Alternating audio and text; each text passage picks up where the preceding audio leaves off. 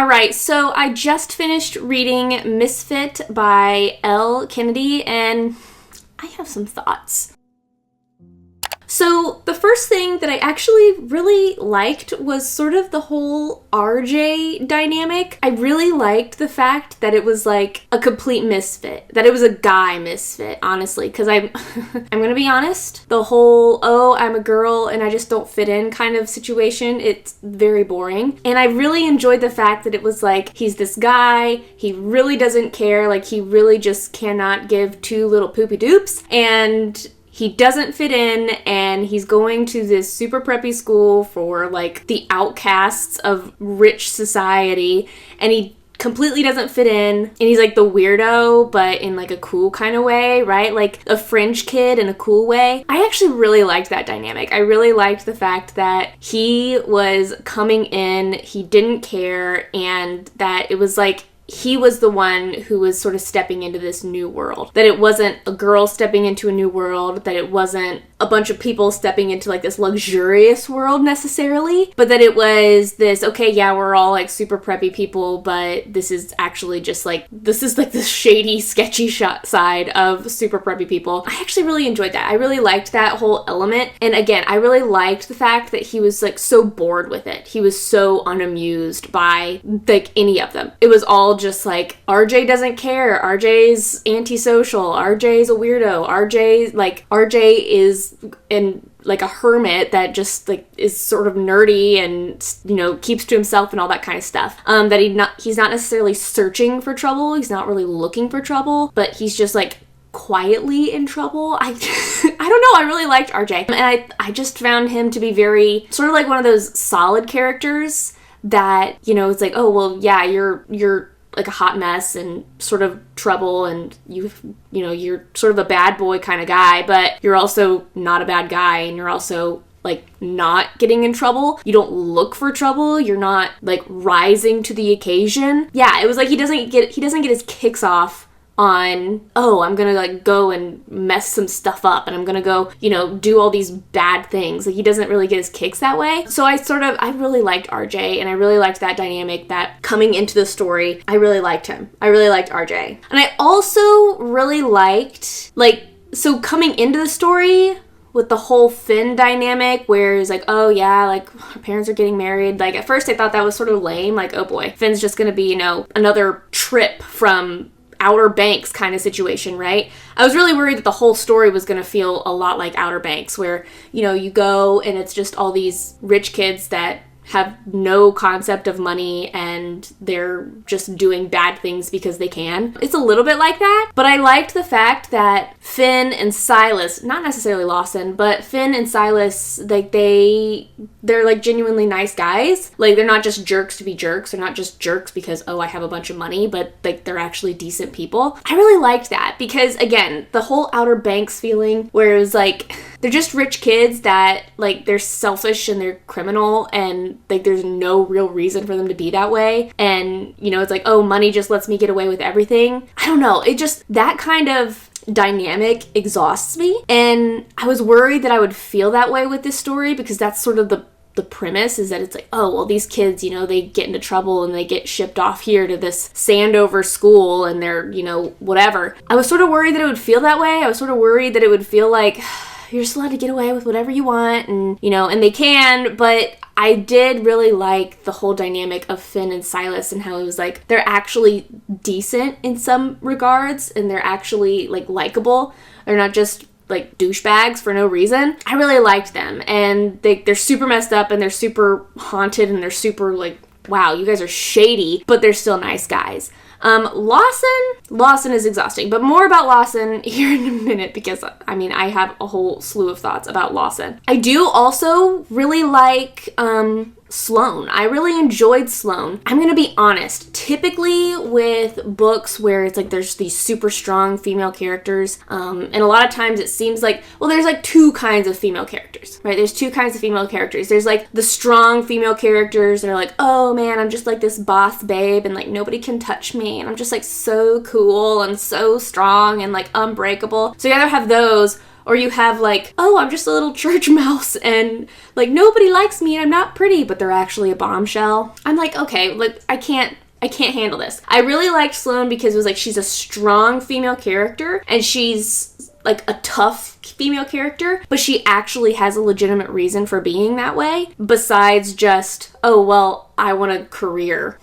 Like, I feel like that's been written so many times and it's pretty exhausting, but I really liked the fact that it was like, no, it's this expectation, right? I feel like it's expected of me to be strong because my dad needs me to be strong and my sister needs me to be strong and I'm not allowed to be weak. And I mean, I feel like that's pretty relatable for a lot of people, a lot of like, yeah, anybody, not just girls, but anybody, where it's like, oh, I feel like I'm forced to be strong. I'm not allowed to have a weakness, or I'm not allowed to struggle, or I'm not allowed, right? Like, I feel like we all sort of have that. At least a lot of us have that. And so I really liked the fact that it was like, she's a tough nut to crack and she's not like super, I don't know, she's not starting fights that aren't actually there. You know, it's like she's tough. And she understands that, like, oh, I'm surrounded by a bunch of guys that are super sketchy and everything like that. And so it's not like, you know, oh, RJ didn't text me back at this point in time, so now I'm, like, super upset and emotional and I'm gonna cry about it. Like,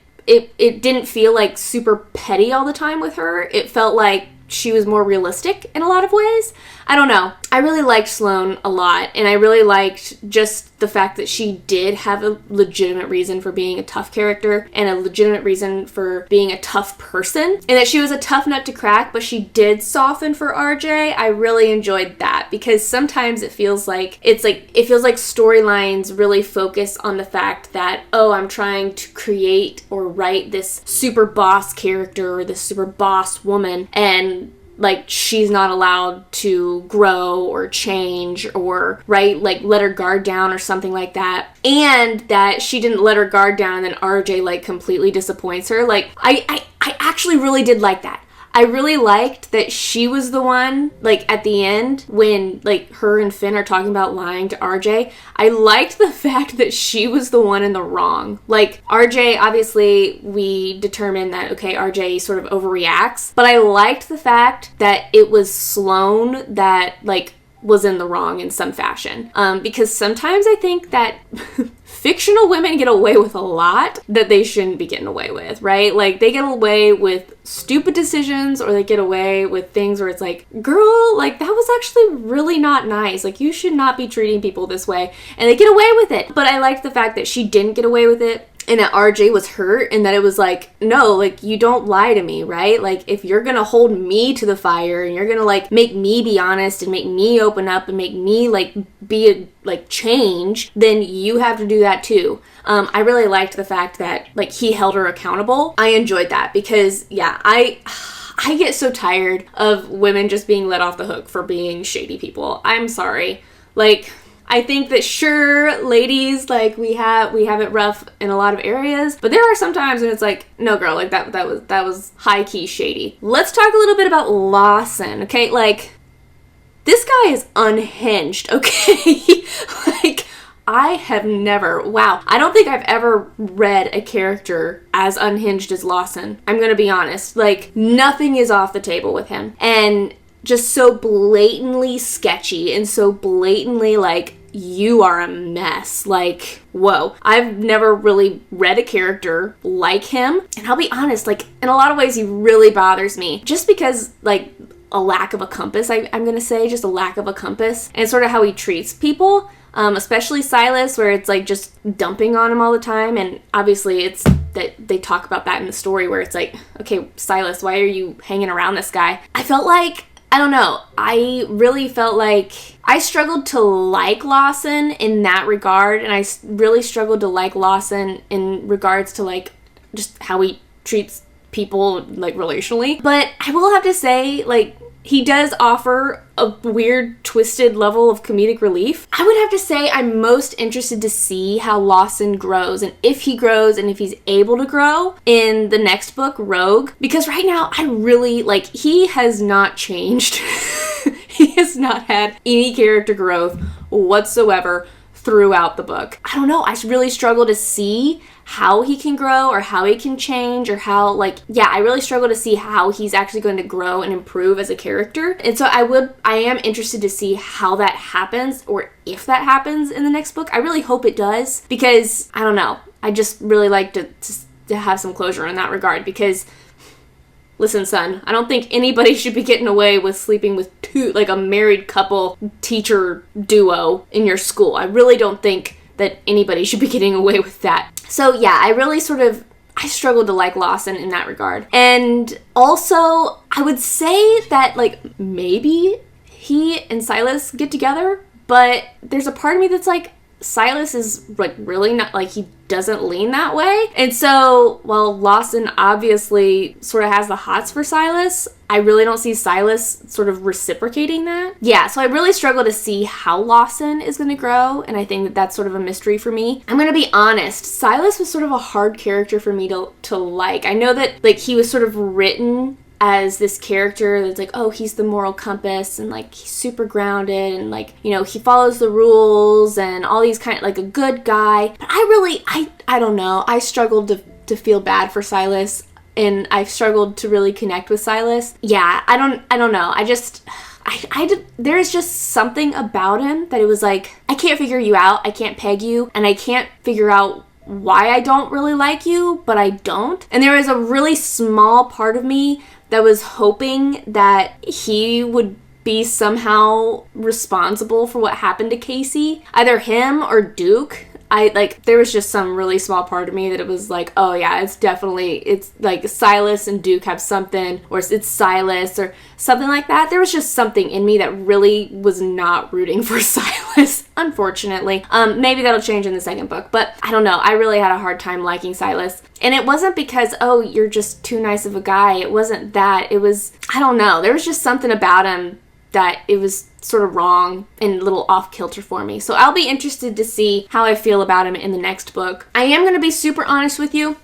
Woo! I was sort of hoping that something, like, crazy super bad would happen with Duke. Obviously, Duke and RJ, like, they get in all these fights, and, like, Duke is just this horrible human being and all that kind of, like, yada, yada, yada. But I don't know, I was sort of hoping that something would happen with, like maybe something with Sloane and Duke, like, Duke does something to Sloane, or that Duke was responsible for Casey, or Duke, like, something with Duke. And I don't know, it's yet to be seen if something happens with Duke. But I don't know, I was sort of hoping that there would just be something that just confirmed how evil of a person Duke was.